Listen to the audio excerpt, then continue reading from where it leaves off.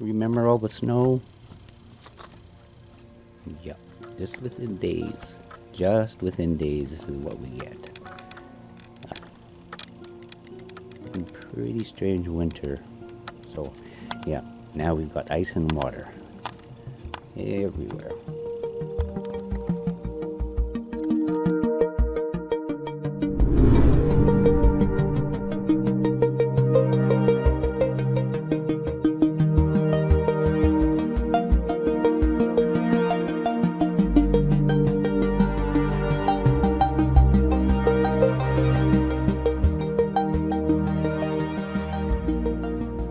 So I've got something to show all of yous.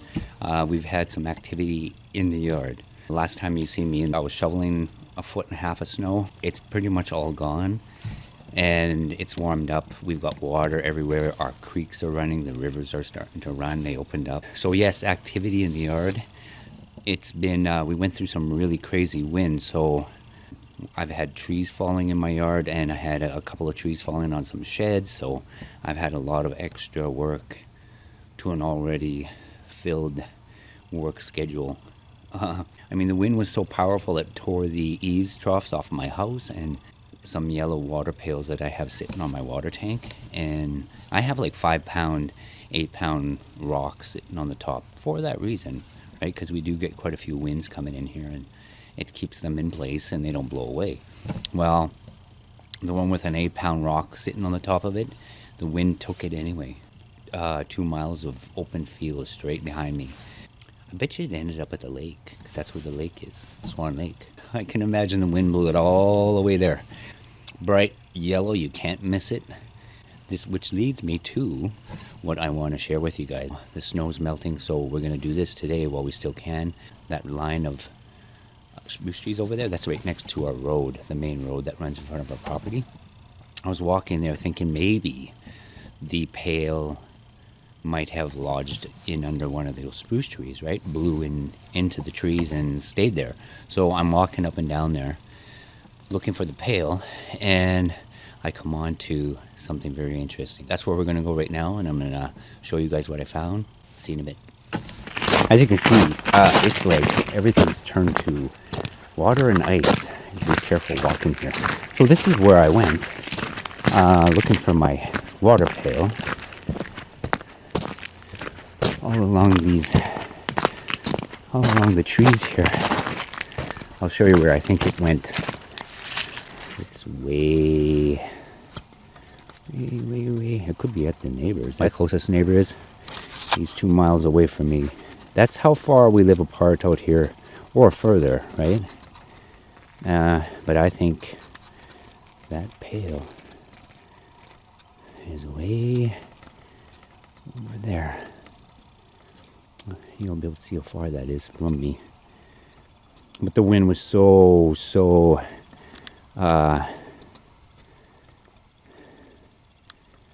powerful. It was taking anything that was a little bit loose. Some of the roofs on some of my buildings, I lost tin. Tin was blowing up. We haven't seen winds like that. Not that I can remember. All these issues we're having with the weather. I don't know. I'm not sure what to make of all that, because a lot of times I keep journals, right? And I do have one specifically for weather, and come springtime I always document when the migratory birds and animals come back here. When we see the first bear come out from hibernation, when the geese first show up they're back from the south, right?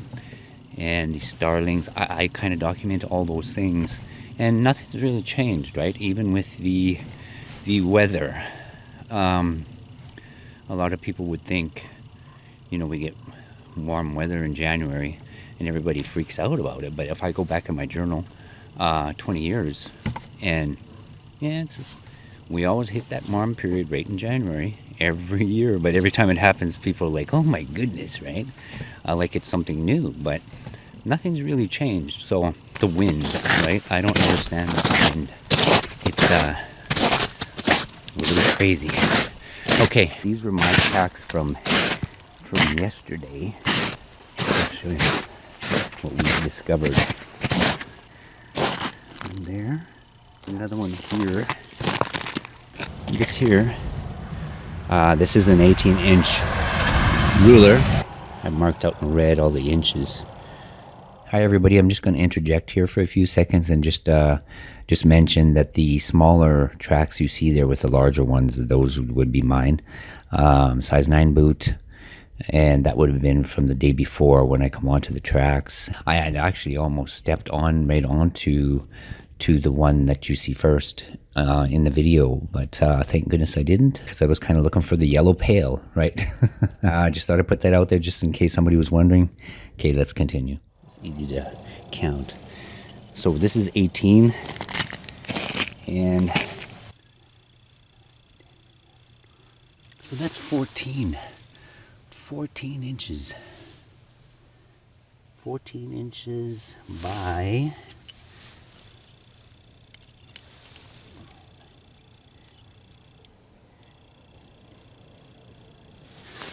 14 by 6. So far, anything that we've got on the property has been, I've got one 15, 16 inches by 7.5, and then the big one we found was 19.5 inches by 8.5 wide. This is 14 by 6. This is new. This is one I haven't seen here yet. And this just showed up in the last couple of days. As you can see, right away it started to form water. And to me, this is looking like a right foot. A right foot. There is a toe here. Right there.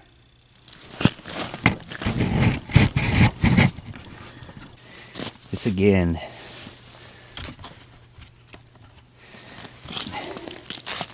This one here again is a right foot, so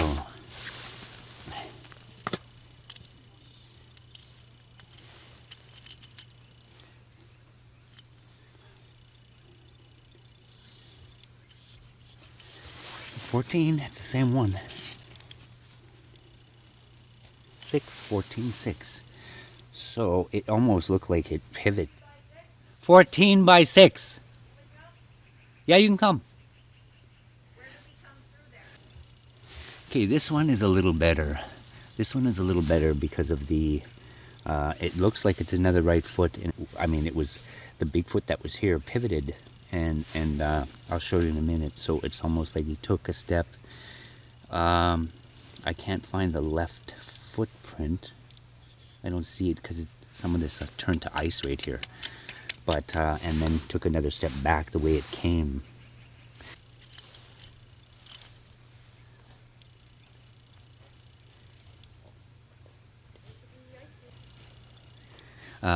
So I've got family coming to check things out. That's what happens here at the farm, right?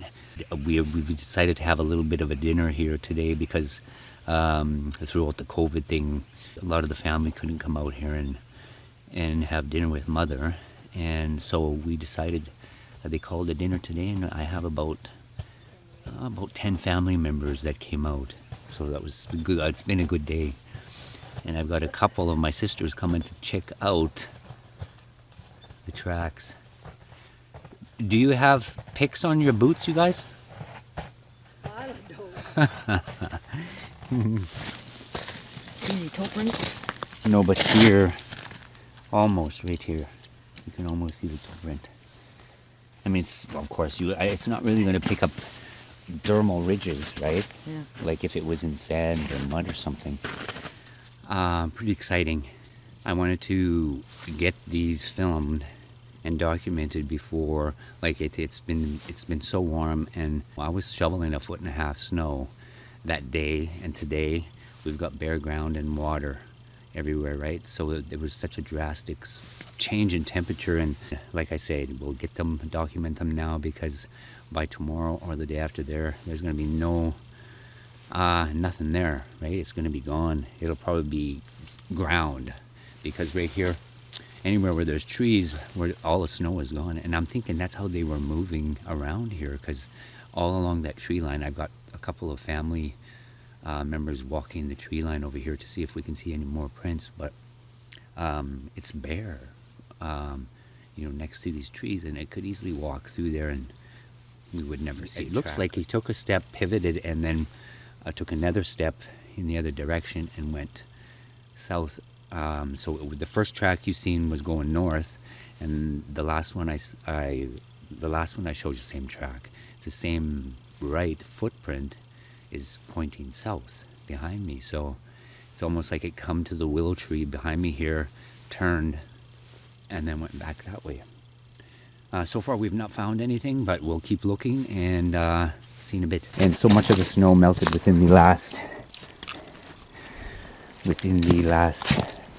2 or 3 days. Like, see here, we're walking on bare ground all the way down, right? We may not find any more than those two.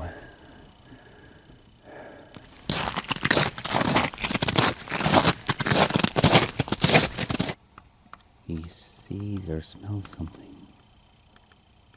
What do you see? Huh? He hears something.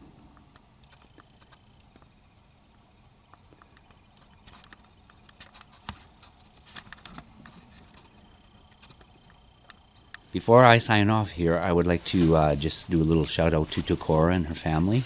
If you see her, give her a thumbs up. She had sent me a goodie box, a little goodie box for the Bigfoot. And yes, that is me digging into it and eating a little bit of it. I sure appreciate it. It's full of goodies. It's got, like, she did a mixed granola and some dried goods in there. And she sent a bag of dried cherries. Oh my goodness. I've had 2 vocalizations now. And I think it's the dried cherries. They're very almost sour, tart. And I've said before, I've tried putting out apples. And they don't touch them. If I put out crab apples, the smaller crab apples, they're sour, tart, right? Very sour and tart. They love them. They love the crab apples, and it would make sense with the dried cherries because they're very there's a real tartness to them and almost sour, right? And I've heard the one night I actually heard moaning like from the gifting area. They were enjoying these dried cherries, right? It made me smile because I've heard that before when they are happy or when they're enjoying something. They have done that to me a few times when I sing sometimes when I'm walking around or when I'm doing my chores, and sometimes when I'm out in the bush. I kind of edit that out. But I hear this kind of moaning, humming sound, right? And I think it is one of their ways of expressing happiness, enjoyment. And 2 nights in a row I've heard that coming from the gifting bowl, and I've only put those dried cherries out there. Last night would have been the 3rd night. They dug into the mixed granola a little bit, but they left quite a bit of that. And then I seen this morning the birds were in there. I think I need an extra bowl or another wooden salad bowl to put beside the big one to separate some of this food, right? But there you go. So the activity, it's picked up because it's warmed up. That's how it goes this time of year.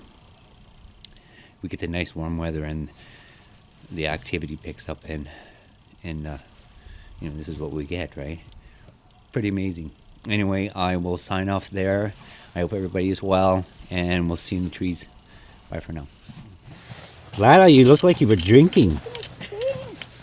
Walking through that snow.